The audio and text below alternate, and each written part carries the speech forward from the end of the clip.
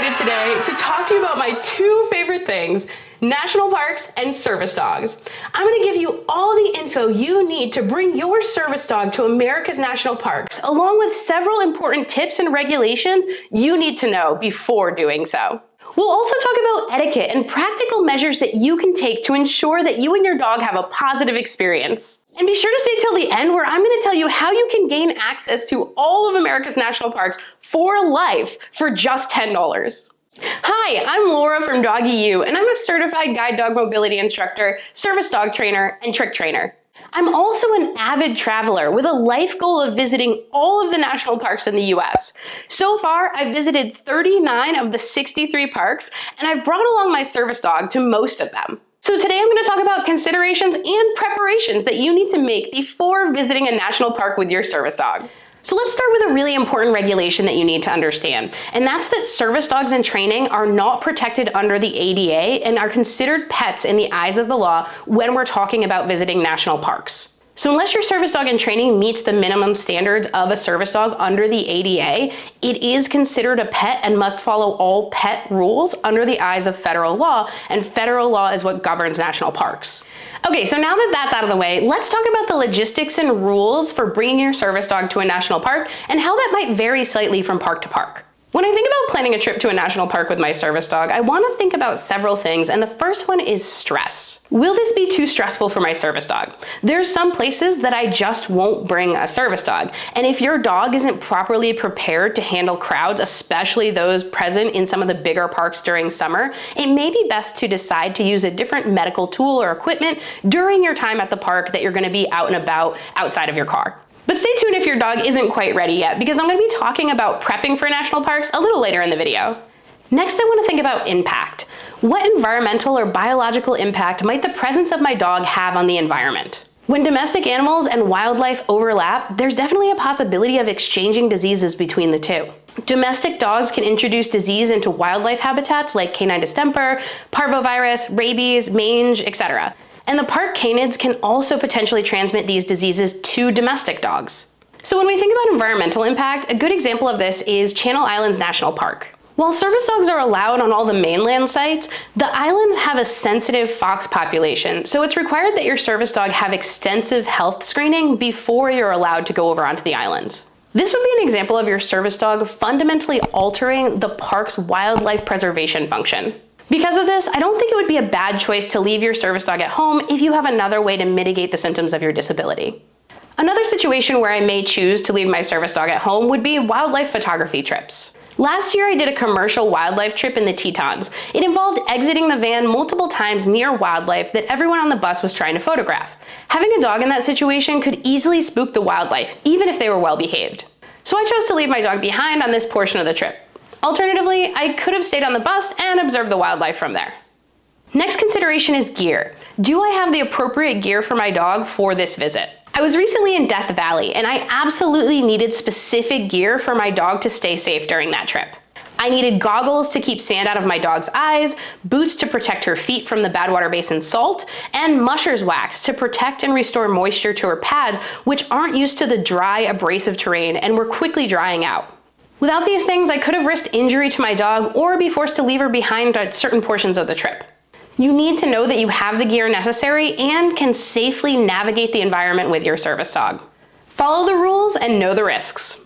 My first stop at any national park is to the visitor center, so I can go speak to a ranger about the specific risks to the wildlife or my dog in this particular environment. The ranger can be a great knowledge source, and sometimes you just don't know what you don't know when you're in different parts of the country. There may be local features such as hot springs that could pose a risk to burn or scald your dog. Or you and your dog could be at increased risk for negative interactions with wildlife at certain parks. You really need to consider whether or not the presence of your service dog will put you, your service dog, or the wildlife in increased danger or distress.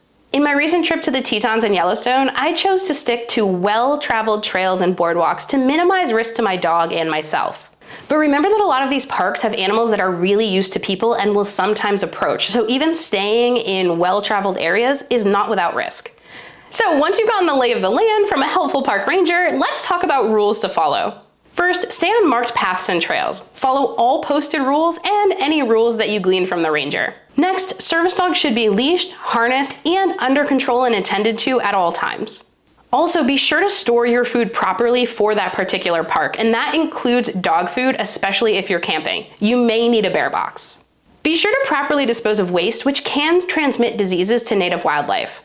This is also why I relieve my dog in dog-friendly areas of the park whenever possible. And because Yellowstone is one of the most visited national parks, I wanted to include some backcountry rules in here so that you had a general understanding. Service dog fecal matter must be picked up and disposed of properly. Fecal matter should be disposed of in a trash receptacle, toilet, pit toilet, or if none of those are available, such as in the backcountry, it should be buried in a small hole dug a minimum of 6 inches deep and 200 feet from water sources, campsites, or trails. So now that you know the rules, let's talk briefly about training for this type of trip. But before we do that, I want you to do me a favor and head on down and boop that like button. Doing so lets me know that you're getting value from these videos and that you want me to make more of them. Jake Coolip and I would be so grateful. Training. Be sure your dog is properly prepared and trained for this type of trip. If you're going in the summer or to one of the more popular parks, the park will be packed with tourists. Make sure your dog has extensive experience in large crowds with people of all ages, especially children. Be sure your dog has experience working around wildlife and large animals. In some of the nation's national parks, you're likely to see bison, elk, deer, and other large ungulates. The national park should not be the first place that your service dog works around large animals. Start practicing at home around horses, cows, and other captive large animals. A trip to the zoo might also be a good training spot. If your dog isn't ready for large animal viewing, choose to observe from the safety of the car and never let your dog harass or bark at the wildlife. Make sure your dog has an excellent leave-it cue. In areas that are populated in the park, there's likely to be food scattered all over the ground that your dog is going to need to avoid, as well as feces from some of the large animals like the bison who often walk through populated areas. If your dog is new to this sort of tourism or travel, make sure you have a plan B. If your dog isn't doing well at the park, can you leave them with a friend or a pet sitter or back at the Airbnb or a kennel for the day while you explore? Can you maybe scratch your hiking plans and see the park by car instead, which most parks have really lovely scenic drives? Maybe you can stick to the pet-friendly trails at the park. While some parks are very not friendly to pet dogs, most of the parks have at least one trail that allows pets. No matter what, you're going to want to have a plan B before you head out on the trip. Etiquette. Next, let's talk about what's allowed versus what's just good etiquette at a national park. So I'm going to start with a short story. I was recently at Redwoods National Park and saw a woman who was in an area of the park that was not pet friendly. Her dog was on a 6-foot leash and literally sniffing, dragging her up to things, and peeing on some of the redwoods while in a very highly populated trail on the park. A park ranger came up to her and said that pets weren't allowed on that trail in the park, but she said it was a service dog. Y'all, just don't be that person. Eliminating on the redwoods and other sensitive plants in the park is probably one of the reasons that pet dogs aren't allowed in that area of the park in the first place. So while these aren't rules per se, I want to talk to you a little bit about the etiquette that I observe when going to national parks with my service dog. I know that when I go, I'm under a higher level of scrutiny, and I want to be a good representative for service dogs so that it's easier for people to access these beautiful places. As a general rule, the public should have no question whether or not your dog is a service dog. So what does that mean? This means that they wear a very clear vest stating that they are a service dog. This also cuts down on questions and getting dirty looks for the public. Even though I know that the ADA doesn't require any type of vesting, it will help you out when you're going. This also means that your service dog is by your side and in a general heeling position. Anytime you're vested and in a non-pet friendly area, your dog's head should be neutral and not glued to the ground sniffing. They should generally look the part of a service dog, even if they're hiking in the woods. Remember that your dog is there as a medical aid and not as a means of exercising your dog. So let's actually talk about exercise. I exercise my dog on pet-friendly trails or national forest land that's often located outside of the national park before I go into the park for the day. I do this so that they can blow off steam, decompress, and be dogs before I expect them to behave professionally in a really difficult context of the national park. Then throughout the day, I give the dog breaks in pet-friendly areas such as campsites, along roads, at specific rest stops, and on pet-friendly trails where you can unvest them and just let them be dogs. This is also when I'll relieve them. I try to relieve them in pet-friendly areas unless it's an emergency, and that helps protect native wildlife. My favorite parks. So when I posted about this upcoming video, I had a request from a Patreon supporter about what my favorite parks are. So I want to talk about the two types of parks. One is going to be the non-pet friendly park, and one of them is going to be the pet friendly parks that I love. First, the parks that your dog needs to be well trained for and in service dog mode. The first, as I've mentioned a few times, is Yellowstone. I love the sheer diversity of sights and things to do and see in Yellowstone. The next is Zion, that I love for one of my favorite hikes, the Narrows, which I wouldn't recommend bringing a dog on.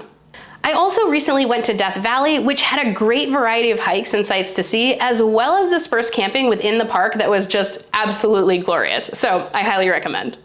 Now for my favorite dog-friendly national parks, which are great for your service dogs in training, where you can switch them from dog mode into service dog in training mode, where you can practice around distractions, and then give them a break and switch them back to dog mode.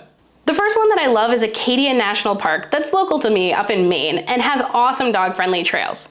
I also love Mammoth Caves National Park, which has a great dog-friendly trail system. And then my all-time favorite dog-friendly national park is Great Sand Dunes National Park, located in Colorado. It's so fun to climb the dunes with your dog, and sometimes there's a little river at the bottom that they can play in as well. There's also a really cool waterfall hike just outside the park. So if you love national parks like I do, I'd love for you to put your favorite national park down in the comments below, and then I can respond and let you know if I've been to that one or not, or if it's still on my list to explore. Access Pass. So now that we have a handle on the rules and etiquette of going to a national park with your service dog, let's talk about the Disability Access Pass.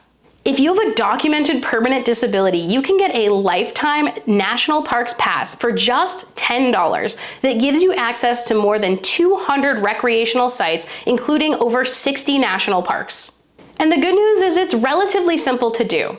You simply submit proof of disability, and you're going to want to check the nps.gov website for details on this, pay the $10 processing fee online, and your Access Pass arrives in the mail so that you can get exploring. I went ahead and linked the website where you can apply down in the description below, so you can check it out there. All right, y'all, did you enjoy that video? If you did, you might want to head over to patreon.com/doggyu now to support the Doggyu YouTube channel, but also to get access to my monthly live Q&As where you can get your questions answered. I also do a monthly deep dive on topics ranging from how to select a puppy to training their retrieve to training calmness out in public. It's all there, so I hope to see you. And if you love traveling with your dog, I think you'll really enjoy this video too, so you should click on it now. You all have an awesome day and happy training.